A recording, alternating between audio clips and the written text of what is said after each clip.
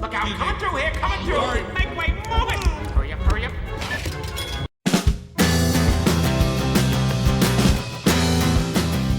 Hello everybody, welcome back to the channel. Welcome to the channel if it's your first time. If it is your first time, please feel free to have a delve and look back at the previous archive of videos. There's over 800 videos on this channel and you might find something else interesting.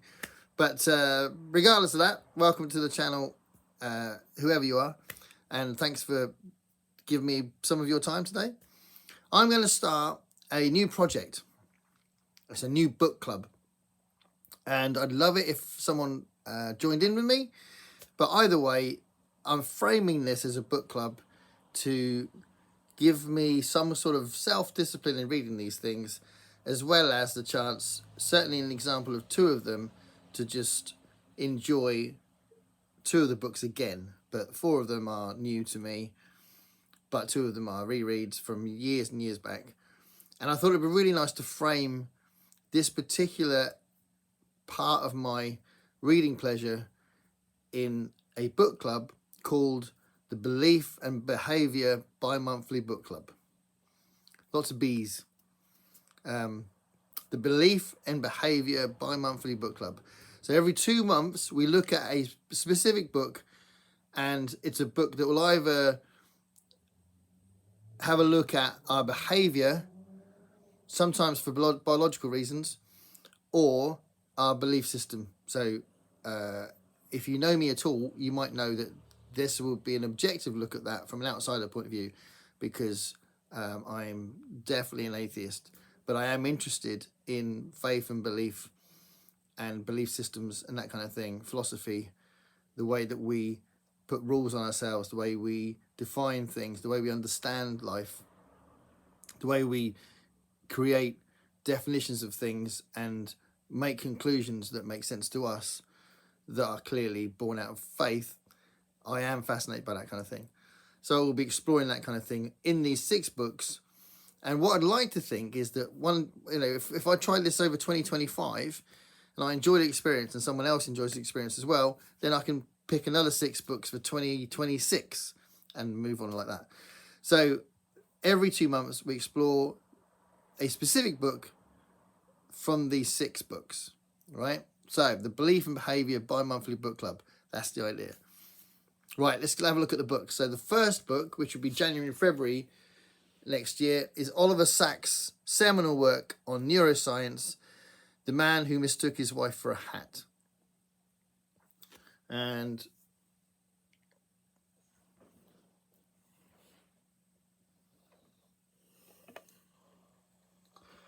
I will just read you the back of these books so you get some sense of what they're about. In his most extraordinary work, Oliver Sacks recounts the stories of patients lost in the bizarre, apparently inescapable world of neurological disorders. These are case studies of people who have lost their memories and with them the greater part of their pasts, who are no longer able to recognize people and common objects, whose limbs have become alien, who are afflicted and yet are gifted with uncanny artistic or mathematical talents. In Dr. Sacks' splendid and sympathetic telling, each tale is a unique and deeply human study of life struggling against incredible adversity. The Man Who Mistook His Wife for a Hat is a neurological classic, but something I'd like to start this book club with. So this is a reread for me, but if anyone's interested in reading that one. Oh, the other thing I want to say about this book club is I want it to be that you read these books with me, or it inspires you to read something similar. So again, for that one, if there's another book on neuroscience you want to read that is kind of similar, kind of like case studies kind of thing, that would be awesome. And that would, for me, that would include you in the book club. The second one is a very famous, again, seminal work, but this time on fairy tales.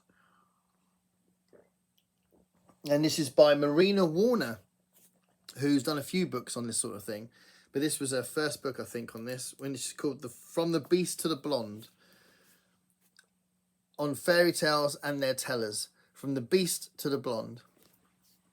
Entrancing, multi-layered, and as wittily subversive as fairy tales themselves, this beautifully illustrated work explores and illuminates the unfolding history of the famous tales, the context in which they flourished, and the tellers themselves, from ancient Sibyls and old crones to Angela Carter and Disney.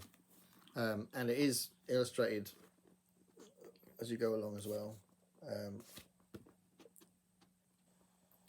It is an awesome book.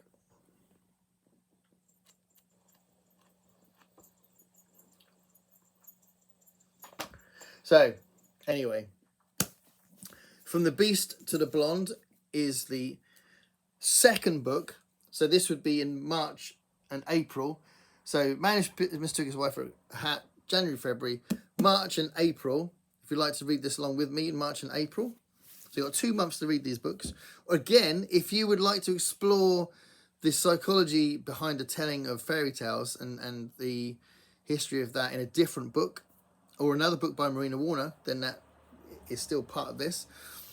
So the third book, so that would be, what's that, January, February, March, April, May and June, is Miracle of Our Own Making, A History of Paganism by Liz Williams. A History of Paganism by Liz Williams. I bought this in London in the last time we had that London meetup of different booktubers. And I was so pleased to find it.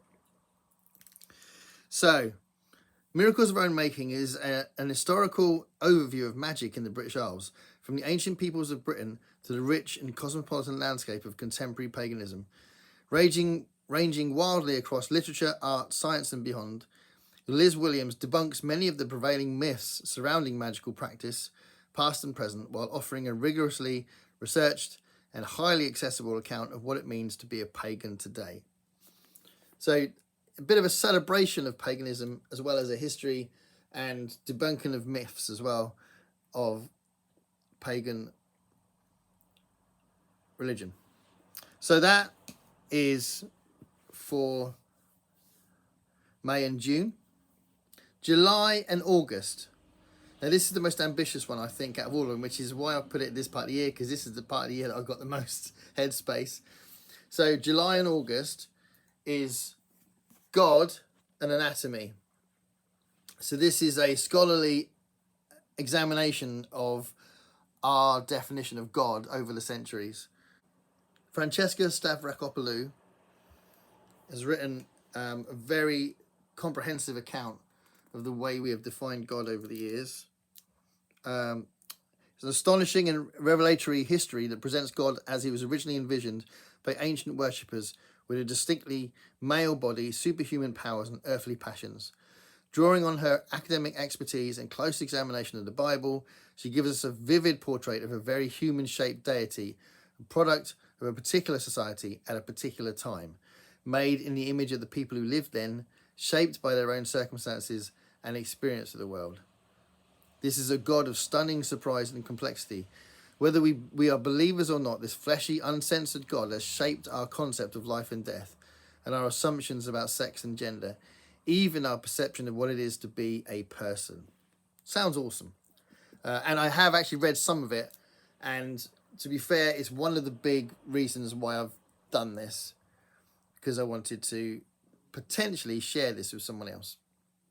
So if you fancy reading this, if there's another kind of objective history of our relationship with God that you know about, then yeah, that could also be another one, because again, I want this book club to be this book or something similar. So God and Anatomy is the one for July and August. September and October is the other main one. I grouped these two together and thought, oh, let's expand this into the whole year of 6 books. And this is Why We Sing by Julia Hollander, a celebration of song. So this is September and October. And why do parents feel compelled to sing to their newborns? And how does it help their development? What is it about song that brings communities together in harmony and also in protest? How come an activity that helps to embed languages and maths formulae can also be used to rehabilitate long COVID sufferers? And what magic is at work when people who have lost the power to speak are still able to sing? By delving into her own life experiences and calling on those of her fellow singers, singing therapist teacher and performer Julia Hollander seeks to answer these questions, charting singing's extraordinary influence on all aspects of our spiritual, emotional, and physical lives, and underpinning her findings with the latest scientific research. In the process, she provides inspiration for anyone who loves to sing. And I don't know if you know, but I absolutely love to sing. If I get poorly or down, I stop singing. And if I start singing again in the house, my wife notices, oh, you're singing again, and you must be happier, and usually cheers her up if she can see me singing a bit. So it's, it's definitely a part of my psyche in a big way, and I just sing all the time. I sing at work, like in the corridor and stuff, and I just sing in the street. I sing everywhere, and singing is good for you, biologically good for you, and that might be tapped on in here. But why we sing, what it does for us, celebration of songs sounds amazing. So that's going to be September and October. And then in November and December, the last book in our first delve into this bi-monthly book club in 2025, Why We Sleep by Matthew Walker. So this is subtitled The New Science of Sleep and Dreams. It's a relatively new book. It came out in, hold on, 2017. Yeah, so I've had this book since 2017. About the time I read it. I haven't read this yet. So 2017 it came out. And it is literally about why we sleep, what happens when we sleep, and what happens when we don't sleep. So a neuroscientist shows how a good night's shut-eye can make us cleverer, more attractive, slimmer, happier, healthier, and ward off cancer. It's probably a little too soon to tell you that it saved my life, but it's been an eye-opener. That's the quote on the back from somebody from The Guardian. A stimulating and important book, richly packed with science. That's from someone from the Financial Times. It just looks awesome. So Why We Sleep by Matthew Walker is the last book. November and December 2025. That's the one I've picked for that. So again, if it's another book about sleep that has got this sort of a neuroscience kind of aspect to it, that'd be really cool. If you want to try that. But that's the one I'm going for the 6th book. So there we are. Belief and Behaviour bi-monthly book club. Do you think it's a good idea? Do you like the sound of any of those? Do you want to just nip in for one of those books? I wouldn't want to alienate someone if they only wanted to read 2 of them and they're not bothered about the others. Then, yeah, join me on those months. That'd be great. Tell me what you think below. Thanks for watching, everybody. And clearly, I'm going to argue the case for staying curious. Stay curious.